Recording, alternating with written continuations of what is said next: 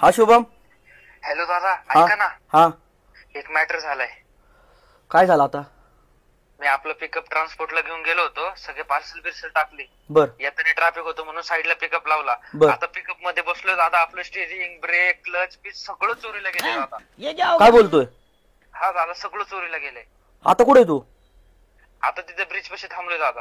कुठे थांबला होता का तू रोडने आता? नाही, हा इथे थांबलोय ना दादा, तिथे थांबलो होतो, ट्रॅफिक होतं म्हणून. किती वेळ थांबला होता? एक 15-20 मिनिटं होतं दादा. ते शेजारी बिअर शॉपी, वाईन शॉपी काय होती का? हा दादा, होती ना एक. अच्छा, आता एक काम कर, तू गाडीच्या डाव्या साईडला बसलेला आहे, गाडीच्या उजव्या साईडला जाऊन बस. दादा एकच मिनिट, हा बघतो.